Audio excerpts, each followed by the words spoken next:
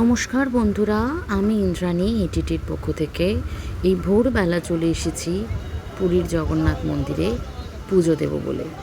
কালকের ব্লগে তোমাদের বলেছিলাম যে আমরা আজকে পুজো দেব। চলে এসেছি এখানে এবং এখানে জুতো রাখার সুন্দর ব্যবস্থা রয়েছে। এখানে আমরা জুতো রেখে শ্রীমন্দিরের উদ্দেশ্যে প্রবেশ করব। সকাল থেকে প্রচুর ভিড়, ঠান্ডার আমেজ হালকা রয়েছে। আর আমাদের যে পান্ডা দাদা রয়েছেন তিনিও আমাদের বাইরে অপেক্ষা করতে বলেছেন, তিনিও আসছেন। পুরীতে এসেই এই পুজো দেওয়াটাই আমাদের মূল কাজ। পশ্চিম দুবার দিয়ে আজকে আমরা প্রবেশ করব, যদিও মন্দিরের ভেতরের অংশ তো আমি তোমাদের দেখাতে পারবো না, কারণ মোবাইল ফোন জমা করে দেব। বেরিয়ে এসে পুরো মন্দিরটাকে আমরা প্রদক্ষিণ করব, কারণ আমাদের যে পান্ডা দাদা রয়েছেন তিনি আমাদের সবসময় বলে থাকেন যে শ্রীক্ষেত্রে এসে যদি এই শ্রী জগন্নাথ দেবের মন্দিরকে আমরা 4 বার প্রদক্ষিণ করতে পারি তাহলে তা আমাদের 4 ধাম যাত্রার সমান হয়।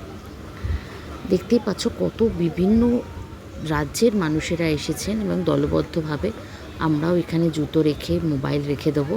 আবার বেরিয়ে তোমাদের সাথে আমরা মন্দিরের বিভিন্ন বাইরের দৃশ্য শেয়ার করব, কিন্তু মন্দিরের ভেতরে আমাদের মোবাইল নিয়ে ঢোকা নিষেধ। এই যে বাইরে থেকে মন্দিরের দৃশ্যটা এরকম, সবাই পুজো দেওয়ার জন্য উদ্গ্রীব হয়ে আছে। ভেতরে দর্শন চলছে, কারণ বাইরে বড় লাইন নেই। কালকের ব্লগেই তোমাদের সাথে বলেছি যে এই বাগদুয়ার হচ্ছে কামনা বাসনা পূরণের দুয়ার। আমি প্রত্যেকটা দুয়ার নিয়েই ব্লগ করেছি এবং সেগুলো পোস্টও করেছি এফবিতে। কিন্তু এই কামনা বাসনার দুয়ারে এসেই তোমরা যদি ঠাকুরকে নিজেদের মনোবাঞ্ছার কথা জানাতে পারো, আর সত্যি করে যদি নিজের প্রাণ মন দিয়ে একবার জগন্নাথকে ডাকতে পারো, আমি নিজে বিশ্বাস করি তিনি কখনো তোমাকে শুধু হাতে ফিরিয়ে দেবেন না। এখনও আমাদের পান্ডা দাদা এসে পৌঁছয়নি। এই যে দেখো, বাইরে থেকে অনেকটা সামনে এসে তোমাদের জগন্নাথ মন্দিরের সামনেটা দেখাচ্ছি। সকালে সূর্যের আলোতে জায়গাটাকে আরও সুন্দর করে তুলেছে, খুব সুন্দর লাগছে। যতটা কাছ থেকে পেরেছি জগন্নাথ মন্দিরের ভিডিও তোমাদের সামনে তুলে ধরার চেষ্টা করলাম।